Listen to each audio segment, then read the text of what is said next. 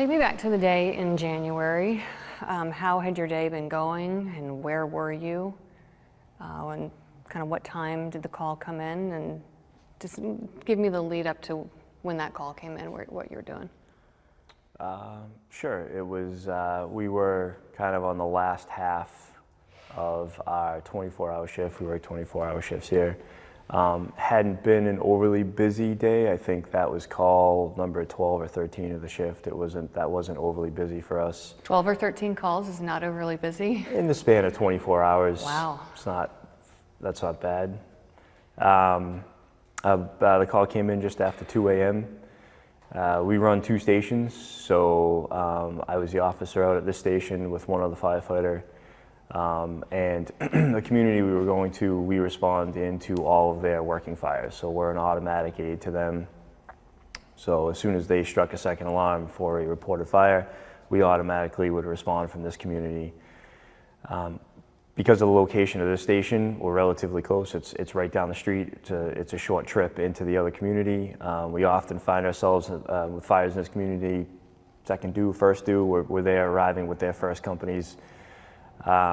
So myself and the other firefighter in this station arrived second due.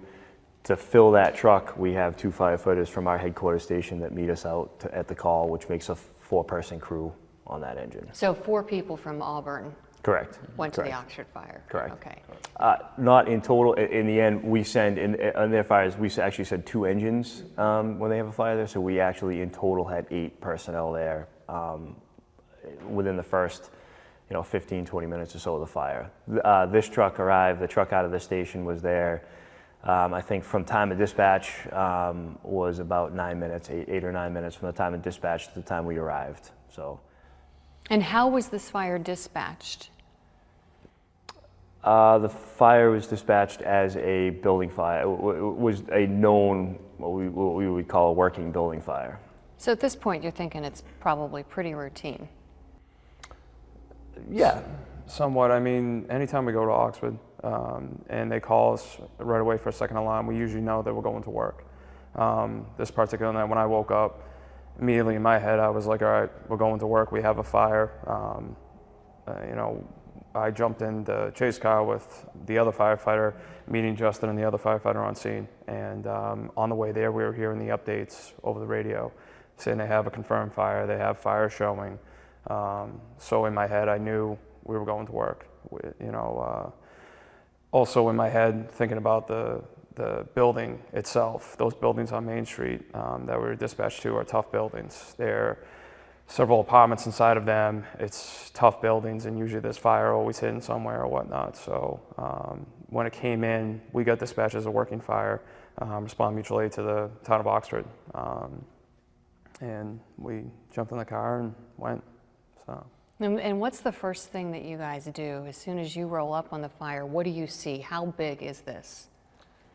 Well, as an officer, the first thing you're doing is you're trying to evaluate what's going on. So you're trying to evaluate the building construction. You want to kind of get a feel for the building. First thing I notice is that there's multiple apartment buildings. There's 2 floors worth of apartments. It's a building we consider a taxpayer, which has a first floor business with some sort of residential apartments above it. So at that time in the morning, 2 o'clock in the morning, I immediately start thinking about, do we have people in the building? And I didn't see anyone outside. From experience, usually when you pull up at a residential fire or something involving a residential building, at that hour, there's usually people that live in the building standing out in a parking area in a driveway, and I didn't notice that, and noticed that there was at least 2, more likely there was 4 apartments in this building. So you're always kind of evaluating what is the fire, does the fire look like it have a good hold of the building? Is it spreading quick? You're kind of reading smoke, you're reading the building type, building construction. You're trying to build an action plan. What am I going to do? What's going to be my first actions? What am I going to have my crew doing when we get there? So from the outset, there wasn't a lot of concern, but you were concerned that people were trapped inside. Yes, because we didn't have any information saying otherwise, and because of the time of day, we had vehicles in the parking areas, and I could tell just from the amount of smoke and from the amount of initial fire that they had, that first company arriving from Oxford had, I could tell that the fire had extended up into the building, and we did have a pretty serious fire on our hands. But yes, initially my first concern was, where are the people in this building? Why are they not out in the parking area? And does anybody know where they are? So the two of you run inside the building?